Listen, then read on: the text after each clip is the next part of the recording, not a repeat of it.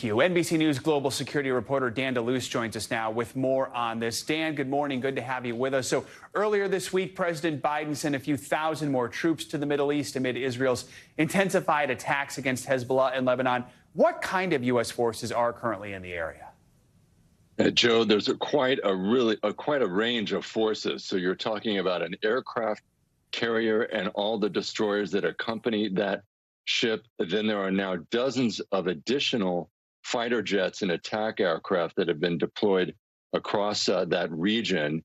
And then you have, of course, existing U.S. bases all up and down that Persian Gulf on the Arab side of that. So it's a very large presence, and it allows the U.S. to carry out several different types of missions. The Defense Department said these additional forces would bolster security for the troops already in the region. What else is the role of U.S. forces here? What kind of coordination or help are they giving the Israelis?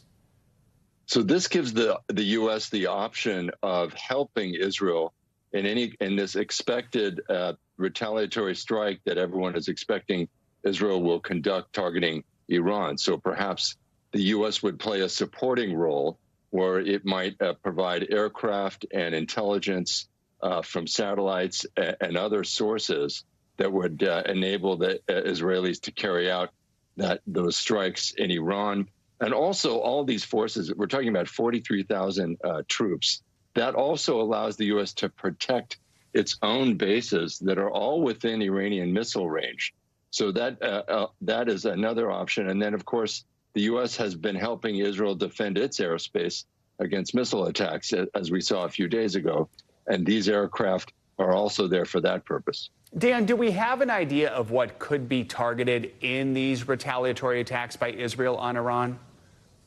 That is a really key question, Joe. And you saw that the oil markets and the global whole global economy reacted when President Biden acknowledged yesterday that there were discussions about the possibility of Israel striking oil facilities in Iran. So really, I think there's an expectation Israel will hit military targets connected with the missile attack that Iran conducted on Tuesday. So missile launchers, missile bases, that kind of thing, maybe intelligence centers as well. Then the question is, do they go after the oil sector in Iran, which is so key to Iran's economy? And then even, do they go after nuclear sites, part of Iran's nuclear program that Israel has been warning about for so long?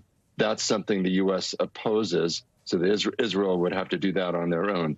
But those are the range of options. If the conflict gets any bigger, as many fear it might, what are the risks to the U.S. forces then that are over there?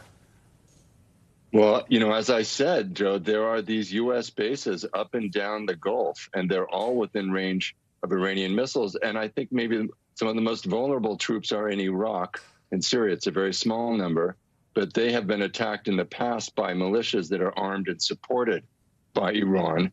But I think the U.S. feels they have the forces they need and the resources they need to protect their troops.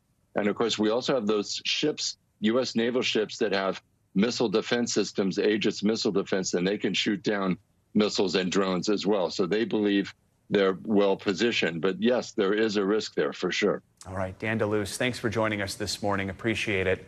Thanks for watching. Stay updated about breaking news and top stories on the NBC News app, or follow us on social media.